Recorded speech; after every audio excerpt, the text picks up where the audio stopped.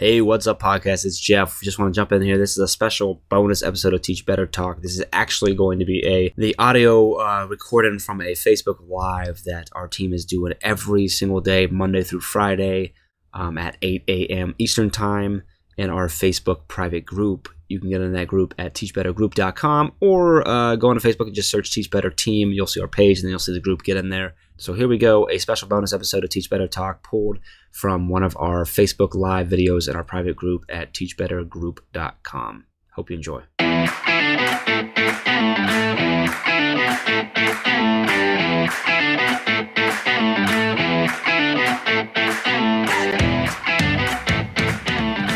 Hey everyone, good morning. It's Ray from the Teach Better team, and you just get me today for our daily drop-in that we have the opportunity to do in our group every single morning, Monday through Friday at 7 a.m. Central, 8 a.m. Eastern. This has been a really fun thing that we started doing kind of on a whim when COVID-19 kind of began to shut down a lot of elements of education. Schools began to close, and the team simply wanted to be around and accessible for all of you. And so as we started to go live every single morning, we've used this as an opportunity to just talk shop and answer questions and do everything humanly possible so that we are able to support you no matter what is going on at any point in your school, in your classroom, in your district, to just be around as a brainstorming partner. So I really love these daily drop-ins, and I'm more than thrilled to be coming live with you this morning, Monday morning, to talk shop and answer questions. So I appreciate all of you kind of jumping in, saying good morning. So glad that you are here. Again, for those who don't know me, my name is Ray Hewart. I'm currently the Director of Training and Development for the Teach Better team, as well as a full-time sixth grade math teacher in Illinois. So I actually got to spend a fun weekend. You can see my puppy here is sitting with me. I had a little bit of time celebrating with family and just kind of had a relaxing weekend. So I'm ready to kind of kick off this week. This is kind of a perfect way to all come together. Good morning to Holly and Megan and Carrie. Great to see you in here. Good morning.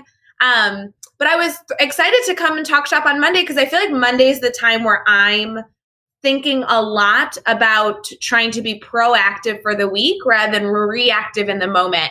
And so I don't know about all of you, but I was actually up late last night finishing some things for my students. And I'm still like in that phase of like, okay, did I get everything set up for students? They're going to be seeing this new, these new activities, these new learning opportunities for them bright and early this morning. And so I'm excited to maybe dive into what my students are doing as they are navigating remote learning.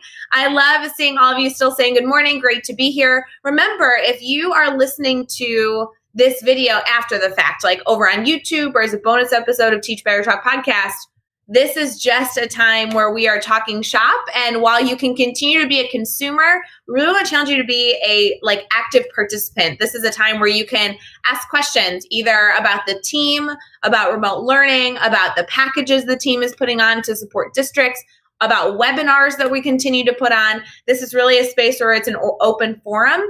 So choose to join our private Facebook group so that you can be in the comments here where everybody's still in the morning. Say good morning. I love this 4 minutes in. This is really family coming together. That's why I love this group. So remember that if you are commenting, you do want to put your name at the end of the question. I know a lot of you already know that because you've been with us from the beginning.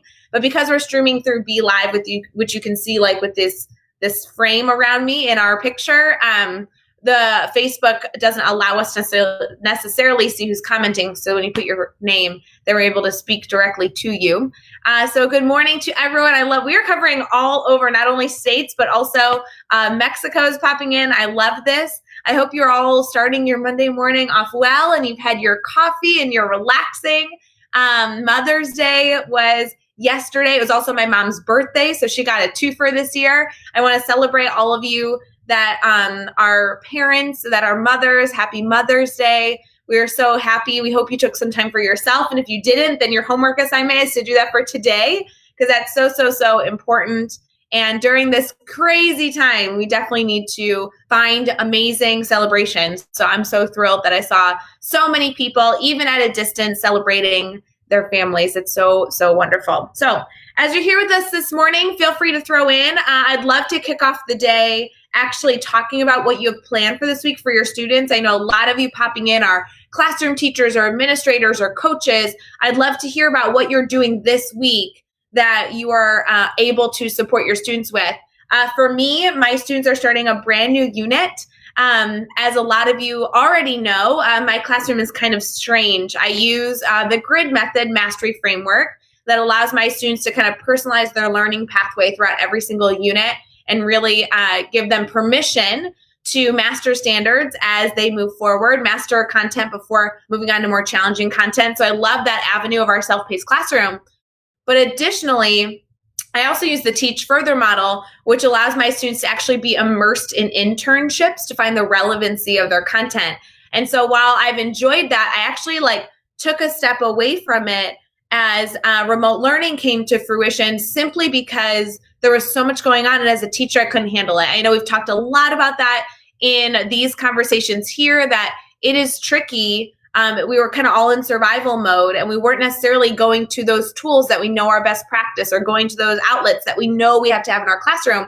We were just trying to get through the day, and it seemed like information was changing by the hour. And so just getting through the day was enough. And for me, I let a lot of things slip through the cracks. And I really regret that. That's not something I'm proud of. But I was so thrilled that I was still able to do this partnership with Lego. It's an amazing unit that we ended up doing at the end of the year. And my students were looking forward to it and kept asking. And they were so disappointed. They've been seeing pictures about this unit all year long. So I did want to make sure I could still deliver that to them, even though it's different in a remote learning setting.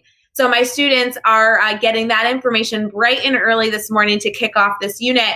And it's really killing me, but it's our last unit. So we have our last day of remote learning on the 22nd of May, which literally is 2 weeks from now. So my students are ending their year building their Lego suits that I would be more than happy to answer questions about. But I release my content by week. So my students do have a week chunks of assignment, but because we're doing more of a unit based with this specific topic with geometry and surface area and volume and all these other 3D shapes that we're working with, I actually did release the entire unit for them this morning. So it's a 2-week long unit. I created a grid that scaffolded that information for them, and they got that bright and early this morning. So I already got a comment or two in Google Classroom about students saying, "Oh, it's finally here!" Right? We're so excited. So I'm just really stoked to see how that all comes about. And again, more than happy to answer questions about that as we continue forward, because I'm not only in love with this unit, but also I know a lot of you in this group are very active in trying to provide engaging remote learning opportunities and wanting to give students experiences over anything else during this time. And a lot of you do use a self-paced classroom. So a lot of the management of how I'm moving through this might actually be similar to what you're experiencing in your own classroom. So feel free to throw things here. I challenged you a little bit ago, if you're just popping in, to kind of tell us what you're doing this week and how you are communicating with students, what activities you're doing, what you're doing for parents. So we already have a number of different comments. Carrie's popping in here saying it's our next to last week. We are winding down. Have no idea what to do next week, the last week. So Carrie, I think a lot of teachers are kind of in the same space where we've been in survival mode, kind of like I alluded to before, but now we kind of know when the end date is. And that's really important because we've truly been operating day by day. And then we had this gift of being able to operate by week. But that final day, knowing that school is ending and that we are no longer going to be in a remote learning opportunity, brings up a lot of other emotions, right? How do we implement kind of the end of the year celebrations? What are these other pieces we're trying to do? And how do you make it purposeful? Because you, Carrie, you're okay, I have a plan for this week, but next week is the last week. And how do I make that impactful? How do I make it purposeful? How do I make it a celebration? It's actually one of the topics of our free teacher webinar series that we're doing right now, is that we have a 6-week, 12-part webinar series. And actually the third session is today at 2 o'clock Central, 3 o'clock Eastern with Chad, where we're talking about a lot of different topics. One of them is like engaging students and end of year celebrations. And we purposely did that. That's the topic for next week and the following week. And it's very strategic because we knew that a lot of us were going to be in this phase of wanting to like kind of close out the year the right way. And so while I know that it's not until this afternoon or next week or whatever, I will tell you those webinar episodes that are not only being shared on Monday, but then having that Q&A debrief on Friday are specifically designed knowing that you can sit in that webinar and take tactical takeaways right away to do that week. We actually had a really great conversation on our team about, are we doing this celebration at the end of the year too late? Like, are we going to already have to be planned? And the reality is that we're never too late to start talking about it. But these strategies are going to truly be things that you can pop into the webinar on Monday at 2:00 Central and then implement something Tuesday morning. We really want them to be easy takeaways, powerful takeaways, and really useful things for our teachers. So if you're not signed up for that webinar series, it's completely free. You go to teachbetter.com/webinar series. And we're not only bringing together members of the Teach Better team like Chad Orszewski and myself, but also Kevin Butler's joining us, Mandy Freilich, Jennifer Hans Apple. I mean, just great people trying to do amazing work. And as we continue to kind of have the next few weeks focused on students, the last few weeks focus on educator mental health, which is such an important topic, whether you're in remote learning or just finishing it up. And how do we transition back in August, where no matter what's going on in your world, that is definitely a powerful conversation we need to be having. So love that you brought that up, Carrie, and we are going to be partners with you in that. That was a part of kind of why I designed a 2-week unit at the end. I really wanted to like go out with a bang. So for my students, we're building, constructing those Lego suits the last week versus doing it this week and then trying to find something else. So again, we really want to make sure those are good use of our students' time. Lindsay jumped in and said this week focus for me is helping to support staff. I'm a K-12 behavior specialist in continued connection and engagement with students and continue our weekly parent video training series. I'm so glad, Lindsay. That sounds like a great idea. And I love that as behavior specialists, your work is so important. I'm very confident that teachers could utilize your support and expertise. We have another comment here. It says, this is my last week of lessons. Next week is makeup work. Still finding ways to stay connected even after the week. Yes, this is a very strange time as I don't know if you guys are having the same nostalgia, but I kind of went through this last night as I was finalizing the final details and releasing my information to students that this is like, I'm like missing them. I'm not quite sure how to end the year right. It's just feeling very broken. Broken's not the right word, but it kind of does. It just seems very strange. This is usually a very fun and like high energy time. So definitely understand. But I do like the idea of ending, like giving yourself a few days at the very end for that makeup work. So if a student didn't meet a deadline, how can we still evaluate mastery? It's a great idea. Another comment from Lindsay says, we've got 7 weeks here in New York until we end in June. So it's important to keep this momentum. Absolutely. And it seems like a lot of different schools are in different places. I know some schools that are ending similar to my district on the 22nd of May, which seems very early to me. That seems to be the earliest I've heard schools ending. But then a lot of schools, the majority of schools are going into June, going into late June. And so this is not a time where we're really wrapping things up, more so a time where we're building that momentum. I love that you brought that up, Lindsay. And I'm hoping that that's actually, not to bring up this webinar series again, but that's truly why this webinar series, the first 2 weeks, which we're now starting the second, we're focused on structure and management because we still have teachers that are struggling with what this looks like big picture, finding a comfort, feeling like we're doing really purposeful work rather than just surviving. Like I've said numerous times, transitioning from being reactive to proactive. And so last week in that webinar series, we focused on remote learning essentials. And this week we're focusing on the grid method plus remote learning and making those connections with a really intentional, asynchronous, like purposeful, self-paced classroom. So, then we'll transition into the celebrations and the engagement and all that important things as well. But like you're noting, I mean, still having 7 weeks to go, we're still in the thick of it. And so trying to make that powerful is important. There are so many comments now. I'm completely not going to be able to read all of these. If you're watching on YouTube or you are listening to this as a bonus episode, there's so many amazing educators jumping in here that I'd love to have you join our private Facebook group to read. We're seeing everything from, I'm a AP US history teacher, so we have a test on Friday, to I have students doing really fun self-reflections, what they liked or disliked. That's really important data for us to have now, but also to use in the future.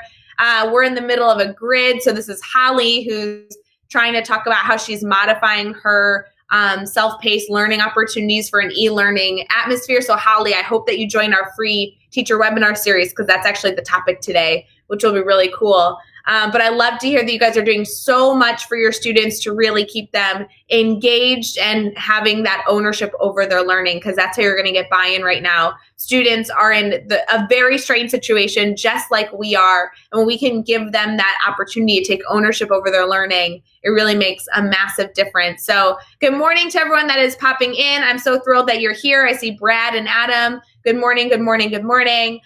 We're about 15 minutes in. So just to recap, this daily drop-in we do every single morning in our private Facebook group to just be a sounding board. And while I know a lot of us are kind of reflecting on where we're at currently, this is also a time to think ahead and talk about what you not only have planned for the week, but what you might have planned for the next 2 or 3 weeks, or ideas you're still struggling with, or, a difficult parent email that you're still trying to find the right way to respond to, or challenging student situations that you're trying to support from a distance. It has been a whirlwind for a lot of us, and me, myself included. My amazing team that I work with. I'm a full-time 6th grade math teacher, and I work in a middle school team of incredible people. And we've had, a parent die, and how we are supporting, a student from a distance, who's grieving and mourning the loss of a parent is absolutely impossible. We've done everything from trying to plan interdisciplinary units together to just doing content in isolation in our core content and the pros and cons of that. We've talked endlessly about the need for student reflection and for students to have voice in any sort of learning opportunities throughout the week, so we can get a better gauge on what our students are actually experiencing, what their home lives look like. We've had amazing celebrations where students have been able to give shout outs to family members.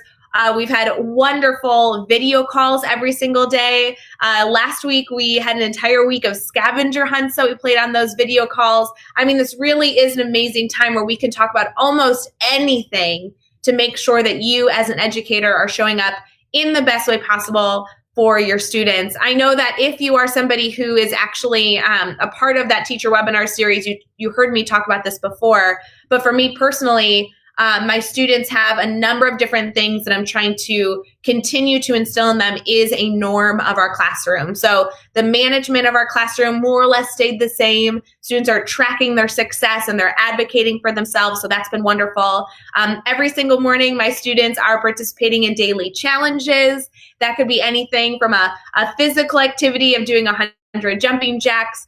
Sometimes we give them a video and they need to incorporate their 5 senses to actually feel like they're in the video itself. Other challenges included them actually getting their family members involved or having that strategic mathematical thinking. One of my favorite ones we did, at the very beginning, was that they had 10 items and they had to build the largest tower, and trying to find ways to measure the towers and compete for who got the largest one and be really strategic. So again, that's been a really fun way to kind of get a check-in every morning with my students. And then I post content by week. And like I said earlier, actually this week I posted it in a 2-week span because we looked at a full unit. So students this week are building life-size Lego suits. So my students are actually partnering with Lego through a themed internship, and we're using the grid method to navigate the whole thing. It kicks off with students checking out a video example of what a life-size Lego suit look like. It's actually a suit that students need to be able to wear. So it is going to be very large. And as students go through learning about surface area and volume and 3D shapes and nets through our geometry sequence, students are then going to construct either a part of the suit or the entire suit out of the resources that they have at home. So some of my students would usually use cardboard because that's a resource that we bring in the classroom that they manipulate. But this year we decided we're going to just have it be open-ended. And as long as they're using shapes and nets and all these other elements, you can build it out of anything. So I think that we're going to actually see more creativity than ever because students are going to have the ability to find household items. And at some capacity, I'm like, oh, it's such a bummer. This is so different than we've done. But the truth is it's truly a blessing. How amazing is it going to be that now our students are getting to explore with new materials and have the brainstorming partners of their family and everything else so that they're able to accomplish this task. So I'm really excited for this unit. I think there's going to be great things that happen. I'm sorry, there's been so many amazing comments so far as I went off topic. I know that Dave Schmidt's in here. Hey, Dave, good to see you this morning. It says this summer will be amazing for so many. They create their first grids and set up new awesome units. Yes, I think the grids are going to be so helpful for August. I'm thrilled to chat with the teachers that are exploring that. I'm seeing comments like, I agree, look forward to starting mine. I love using poetry in science. I frequently try to integrate the arts into science lessons. Yes, we really need to approach content in that interdisciplinary mindset. Nothing in the world is done in isolation. So why does our teaching have to be? So if you can incorporate a multitude of concepts, that's going to be so wonderful. It looks like I love definitely redefining mine. This is a time to really expose all areas I need within my grid. Yes, very true. I like this hashtag Team Ray. That's Jeff Gargas. I hope you're listening that we got a hashtag Team Ray going on. I have been seeing all those hashtag Team Ray shirts that have been selling in our swag store. So I'm thrilled. Thank you for the shout out there. Carrie says, we work with Chad late this month to write. Oh, good. Very excited. So Carrie, if there's ever anything you need with the grid, Chad is an outstanding resource. I know districts across the country are collaborating with our team in a lot of different ways. I'm also, just so you know, because we're family in this Facebook group, I'm happy to collaborate on a grid if you are kind of feeling like, oh, I would love to do this, but I wouldn't even know where to get started. We have a free course at teachbetteracademy.com. We have a full course, which actually goes through the workshop and the workbook of designing grids. That's in the academy as well. And then, like I've discussed with many of you on the phone and in private DM, messaging, we'd love, our whole team is more than happy to collaborate on things because, if you're a science teacher and you're looking at a science example, that can be really helpful. And so while I know that the grid method is a tool that I know teachers are using K through 12 or K through college, I have a college professor I'm working with now that's utilizing it at Illinois State University.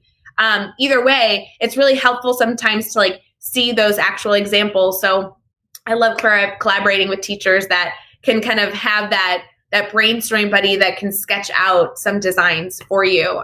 So we are here, and those academy courses are very good places to start. I love this. Yes, poetry is so great. I have new poems each week. Great. I should do a poem for our daily challenge. Give them a poem and have them respond to it. I love this more. Team Ray. Yes, Ray gave you credit this morning, even though the Ohio boys are sticking together. Adam, I know you gotta stick with me. Don't fall into Jeff Gargas's trap. That's no good. You missed my hashtag Team Ray earlier. Okay, thank you, Alex. I appreciate it.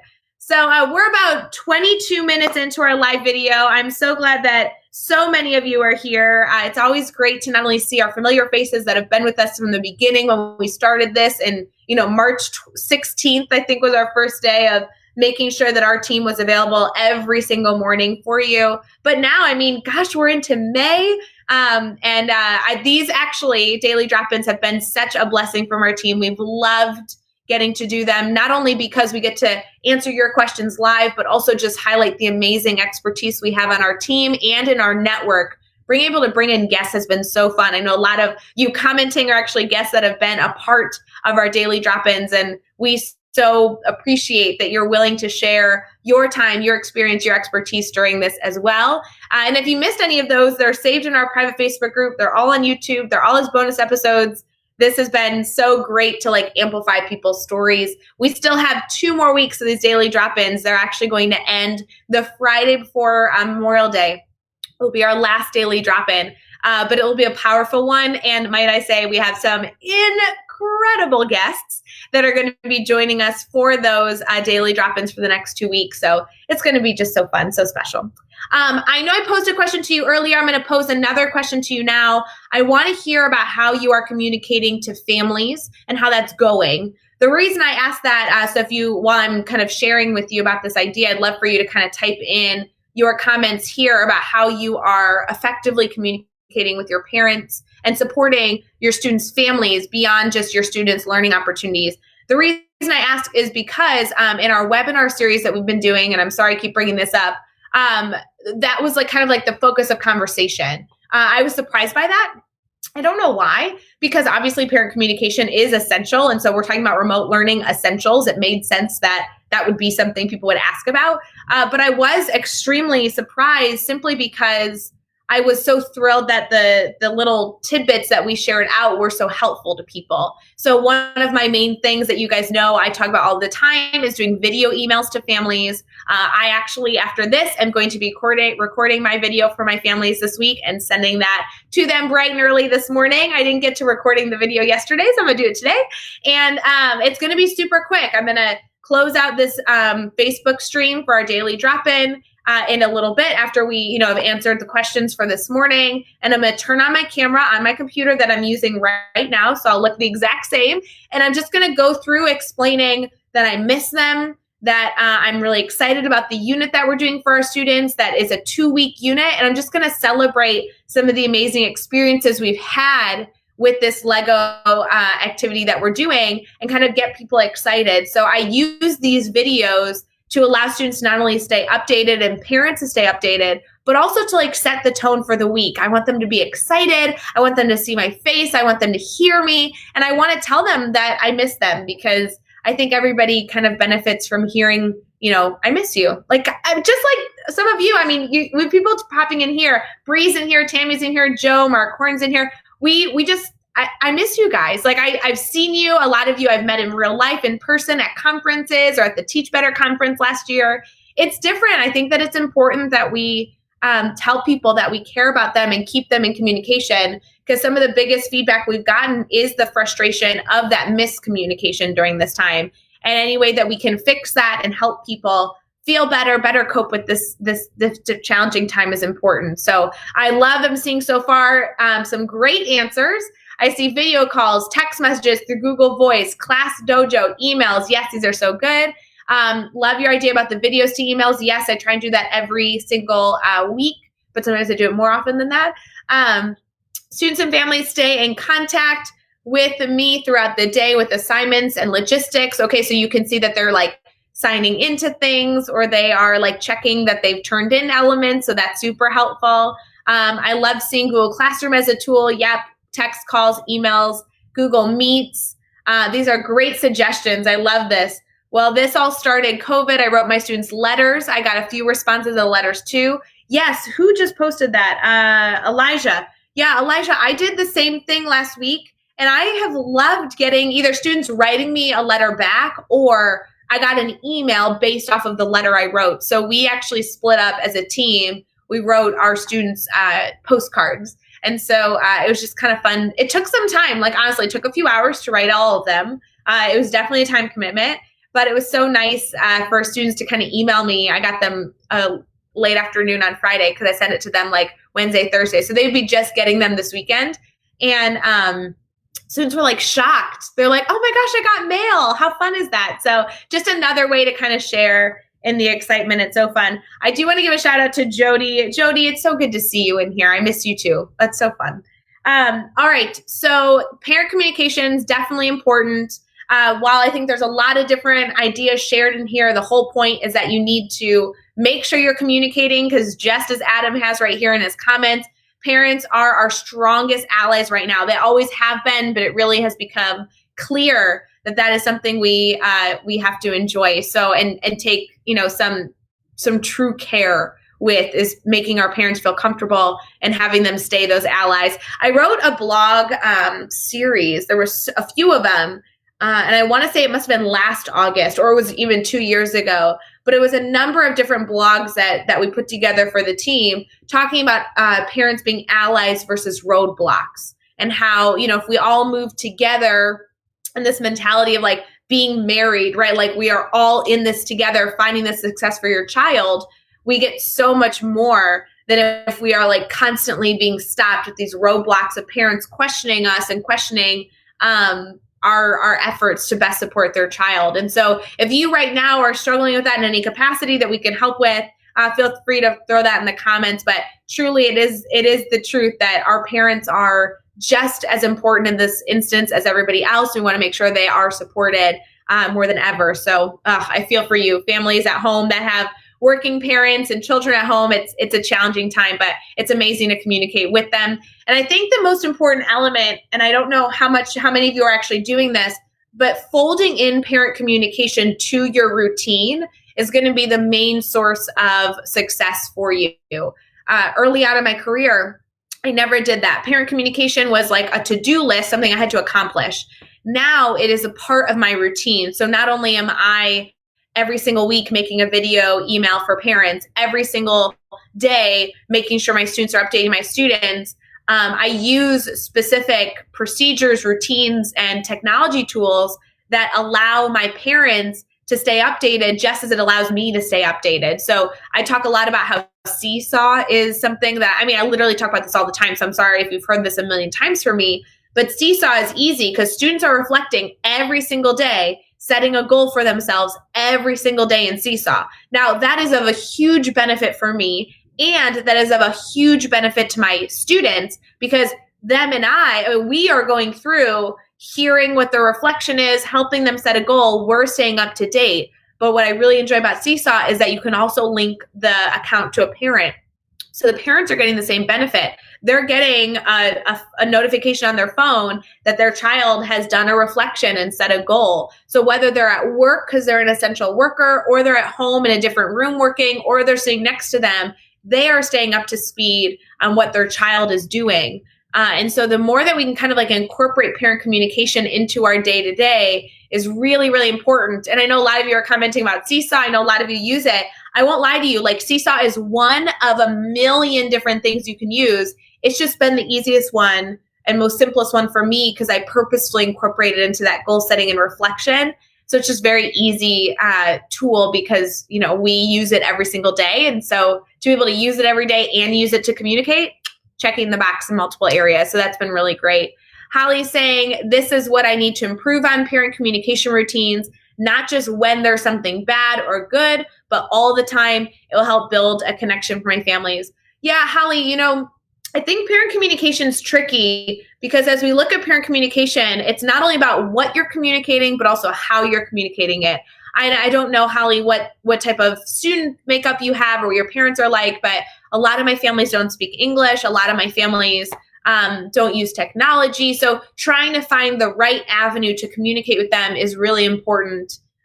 Personally, I have always had more success with emails and specifically video emails. I've talked about this a million times, but my emails are very short. They start with a hello and I miss you, something about how I'm like sending a virtual hug to them. I attach a video with the details of like me just sharing a little bit of a video, somewhere between 3 to 5 minutes. And then I have 3 bullet points that summarizes the video. So even if you didn't have time to watch the video, here are the 3 key things I want you to get out of it. And then I sign my name. The video is then, my hope was that they could click it open on their phone while holding a baby making dinner, and they can still get an update on the classroom. And so I like to keep them 3 to 5 minutes. It doesn't need to be long. And a lot of it is sharing my appreciation, sharing my love for what we're doing, sharing that I miss them, and then giving them, again, those 3 bullet points were the main things that they need to focus on this week that they don't want to make sure that they don't miss. So that's one easy way. I really like, I don't know if you guys, if there's anyone in here that can kind of share something about this. In our Teach Better Academy, we have a ton of different courses. A lot of them are free. But if you have our Academy membership, then you get all of them for $9 a month. So regardless, if you're part of our Academy, we have a free course. So like any teacher can take it. And it's on social media basics. Jeff Gargis did it. And I loved this course because he went through not only like very common social media outlets, but he did it from a teacher perspective. So it was, how can you actually use social media to better connect with families? And not only that, because that idea in and of itself is valuable, but he went through and gave like 5 or 6 examples for each platform on how you can use it to better communicate with families. So if you're somebody who knows that you have parents on Facebook or Instagram and you're not quite sure how to use it so it can actually support your classroom, that course truly, I mean, he had like 5 or 6 examples for Snapchat. I don't think I would ever recommend Snapchat being the main source of communication in your classroom, but he had amazing ideas.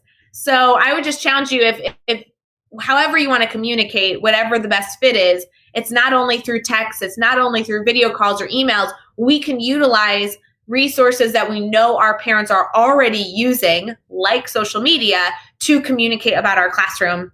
It's a really great choice. I'm really just excited. So good things here. So many comments so far. It is funny, those of you that are talking about recording videos and needing to find a quiet place to record. I totally understand. That's another benefit of why I like to keep my videos short, because then I don't get interruptions.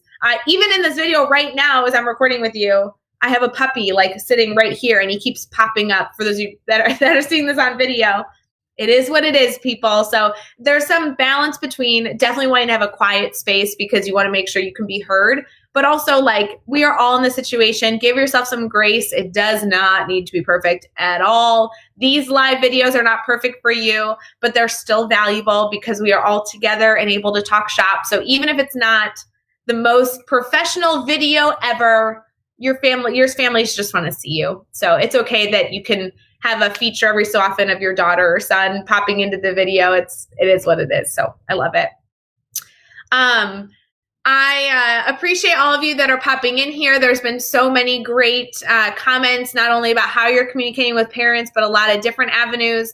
I don't want to miss any questions if you're posing questions here. But we have been live for about 40 minutes. So this is going to be like my shout out. If you have anything that you specifically want me to discuss, please throw it in the comments so I can make sure I get to it before the end of our video.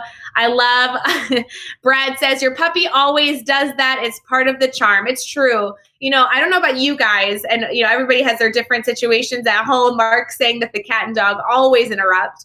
But for me, I have a very quiet space in my office, and I have one puppy who is very well trained sleeping on the couch, and you can like hear him snoozing, except the other, there you go, right there. I let one time sit in this chair with me, and you know that I've been a goner ever since, right? Like he really used to be so like nice and tame here, and it was fine. And then when I do a live video, I kick him out so that, you know, he wasn't sitting here. But now during these videos, if I don't let him sit up here, he jumps up halfway through anyway, and that scares the daylights out of me. So better just to let him sit here and occasionally pop up. And this is just a little picture into Ray Hewart outside of, you know, teaching teachers, but also dog, you know, lover as well. So it's funny.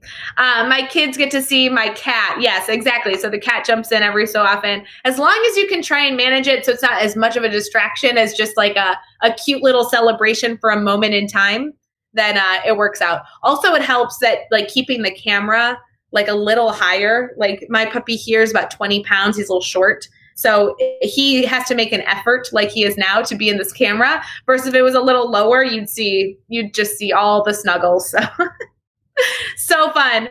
I do love this. Good morning. Yes. So great to see everybody. Thank you for being here. So we are going to end our daily drop-in video today. Thank you to all of you that joined us and continue to join us for our daily drop-in. We'll be live all week long, Monday, Tuesday, Wednesday, Thursday, Friday at 7 a.m. Central, 8 a.m. Eastern, sometimes with guests, sometimes just with members of the Teach Better team. But every single time we're live, regardless of who's joining us, our entire mission is to not only give you food for thought, ideas, give you reminders about how we can continue to find success in these times. But also, if you ever have a question and you just need a brainstorming buddy, this really is a environment to utilize this for. So let us know if you need anything. I do want to give a few reminders, actually. One is we have a webinar series going on that's free for teachers that you can register for. We do a session every Monday afternoon and Friday afternoon It's free, but it goes over some sort of teaching on Monday and then a Q&A debrief on Friday. We have amazing topics. You can see all of those at teachbetter.com/webinar series. So join us for that. This week also kicks off our administrator mastermind. So if you're currently an administrator or district leader, you're more than welcome to join us every single Tuesday at 2 o'clock Central, 3 o'clock Eastern. Every single Tuesday from now on, we are going to bring administrators and district leaders together to give us a safe space to talk shop about the challenging time that we're in, but also in hopes of being proactive. That's also free. So just register for that mastermind session at teachbetter.com/mastermind. And that is for any administrator who is looking to just have kind of a safe space to talk shop and learn from other district leaders across the country to see how they are dealing with ideas like graduation, parent communication, locker clean out, teacher rapport, whatever comes up for the week. It's an open forum to brainstorm. It's kind of like a roundtable atmosphere. So thank you to those that have joined us. Now we are setting a permanent time for that on Tuesday, so you can put it in your calendar and plan for it and make your life a little bit easier. In addition to that, I'm going to say final, but who knows whatever's going to pop up into my brain. The other thing I'm going to tell you is Teach Better conference proposals are open through the end of the month. So if you're somebody who joined us for Teach Better Conference 2019, that was about the best weekend of my life. I've talked about it at length if you want to hear more, but we really would love you to share your story throughout this time. So please consider submitting your own proposal at teachbetterconference.com. They'll be open through the month. You can join the stage with obviously those of the Teach Better team, but also Mandy Freilich, Sarah Thomas, Dr. Valerie Camille Jones from the Ron Clark Academy, Neil Gupta, George Valenzuela, CJ Reynolds, Allison Epsy. There's just, amazing people. P. Sloan Joseph, and 3 of them were just released today. So Matt Miller, it goes on and on. We have amazing educators that are all going to come together in one space and continue to celebrate education, give us new ideas. And we'd love to have you a part of that experience. So that will be October 2nd and 3rd. The proposals they close this month. So make sure you go share your story.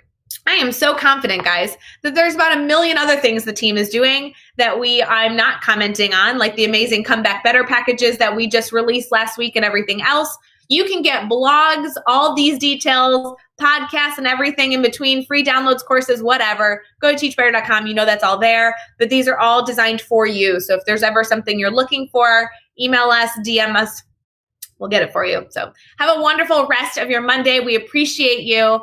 And we will see you tomorrow morning for our daily drop-in.